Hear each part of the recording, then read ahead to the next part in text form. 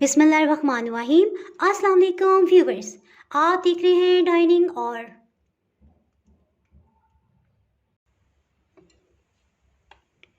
ये देखें कितना सॉफ्ट है। ये मैं आपको टेस्ट करके बताती हूँ। Super soft. जी आज मैं आपसे 2 in 1 यानी चॉकलेट वनीला केक दोनों एक ही पैन में किस तरह से बनाए जा सकते हैं, ये रेसिपी आपसे शेयर कर रही हूँ। अगर मेरी वीडियोस अच्छी लगी तो लाल सब्सक्राइब को क्लिक कर दें। साथ में ये जो बेल का आइकॉन है इसको क्लिक कर दें। इसको क्लिक करने से आपको मेरी हर नई वीडियो का नोटिफिकेशन सबसे पहले फ्री में मिलेगा। बिस्मिल्लाहिर्रहमानिर्रहीम की रेसिपी को स्टार्ट करते हैं। 3 अंडों को अलग अलग तोड़ के एक बाउल में डाल दिया है।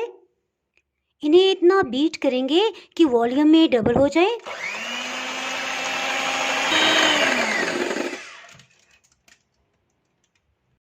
बेकिंग के लिए जिस टेबलस्पून को मैं इस्तेमाल कर रही हूँ, यहाँ से यहाँ तक 1.8 इंचेस या 2 इंचेस का आप लेंगे तो इंशाल्लाह आपसे परफेक्ट बेकिंग होगी। केक बनाने के लिए 10.5 खाने वाले चम्मच इस तरह चीनी भर के ली है।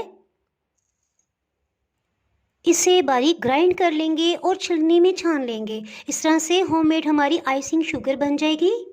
आइसिंग शुगर या बारीक चीनी ये तकरीबन 10.5 खाने वाले चम्मच है। इसे शामिल कर देंगे। थोड़ा सा इस तरह से मिक्स कर लेंगे।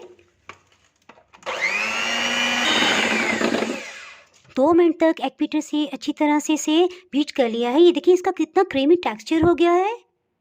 इसके साथ ही इसमें कुकिंग ऑयल 12 खाने वाले चम्मच ये शामिल कर देंगे। रूम टेम्परेचर पे घी या मक्खन 1 टेबलस्पून भर के लिया है।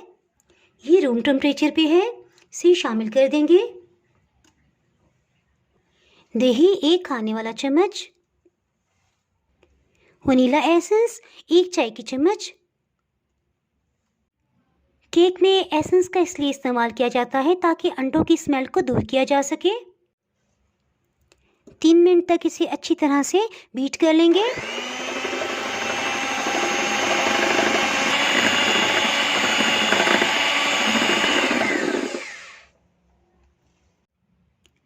साढ़े 10 खाने वाले चम्मच फाइन फ्लावर या मैदा ये शामिल कर देंगे। Baking powder 1.5 teaspoon. इनको थोड़ा अच्छी तरह मिक्स कर लेंगे ताकि ये ना उड़े। मैदे को पहले मैंने छान लिया था लेकिन अभी दोबारा मैंने नहीं छान के डाला। और इसी तरह मैं इसको एग बीटर से ही मिक्स करूँगी। इंशाल्लाह अल्लाह के करम से परफेक्ट केक बनेगा। इसे बीट कर लेंगे।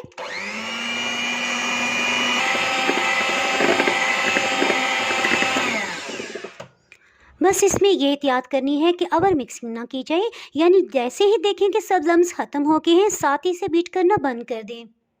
और ये बात कि इसको सिर्फ स्पैचुला से ही मिक्स करना चाहिए जी, एग बीटर से इसको लास्ट में मिक्स नहीं करना चाहिए। तो ऐसी कोई बात नहीं है। मेरा तकरीबन 21 साल का बेकिंग का एक्सपीरियंस है और मैं हमेशा इसी तरह से इसको मिक्स करती हूँ, कभी भी कोई प्रॉब्लम नहीं हुआ।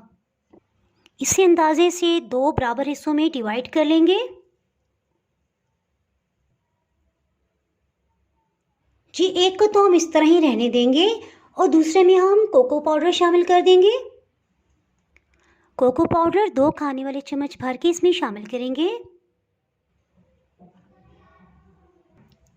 आहिस्ता से एक दफ़ा मिक्स कर लेंगे।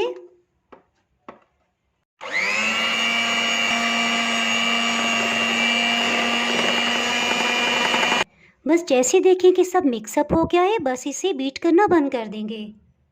इनको 2 अलग अलग पाइपिंग बैग्स में फिल कर लेंगे।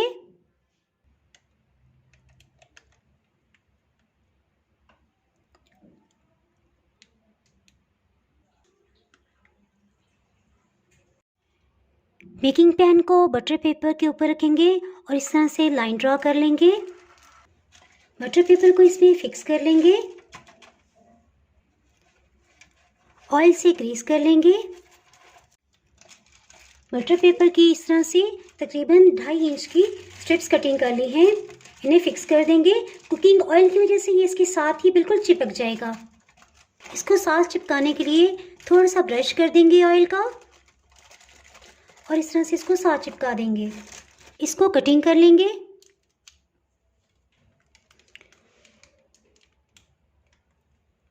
पाइपिंग बैग में डालने का मकसद ये है कि इक्वली ये इसमें डाला जा सके।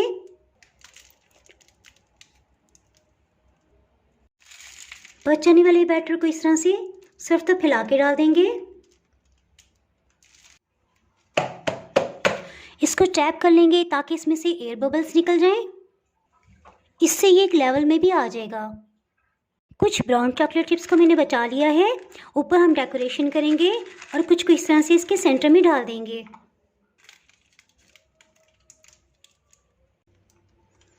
इस तरह से इसके ऊपर डालते जाएंगे।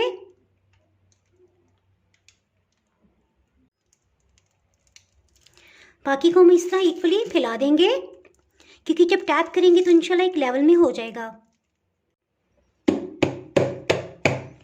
इससे सब एयर बबल्स रिलीज हो जाएंगे। अगर आप ओवन में बेक करना चाहते हैं तो 180 डिग्री सेंटीग्रेड पे आप 15 मिनट पहले ओवन को प्रीहीट कर लें, उसके बाद इसे बेक कर सकते हैं। ये देखिए, टैप करने की वजह से एयर बबल्स ऊपर आ गए हैं और कुछ कुछ चॉकलेट के बबल्स भी। एक पतीले को प्रीहीट कर लेते हैं।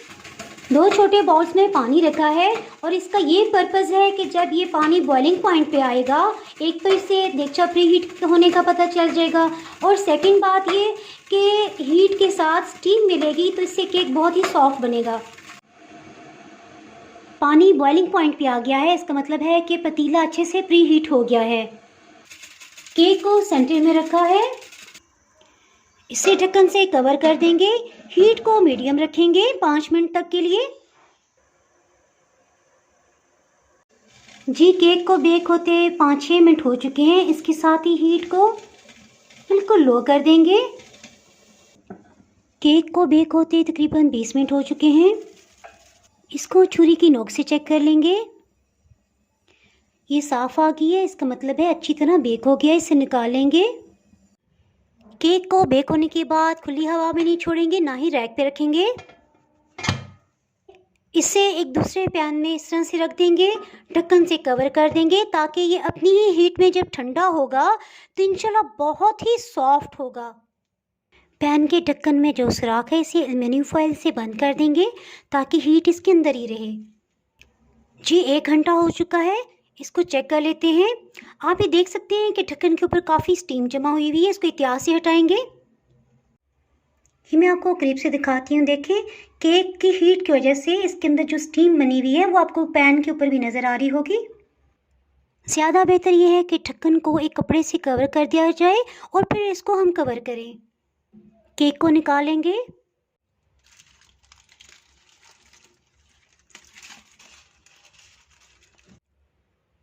अल्हम्दुलिल्लाह, देखें केक कितना अच्छा बेक हुआ है।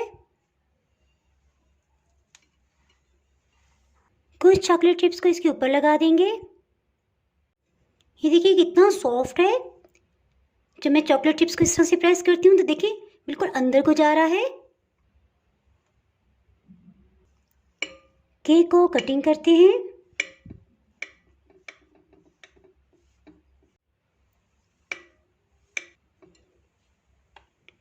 ये देखिए कितना सॉफ्ट है। ये मैं आपको टेस्ट करके बताती हूँ। बहुत ही सॉफ्ट और ज़बरदस्त फ्लेवर है। जी, 2 in 1 केक तैयार है।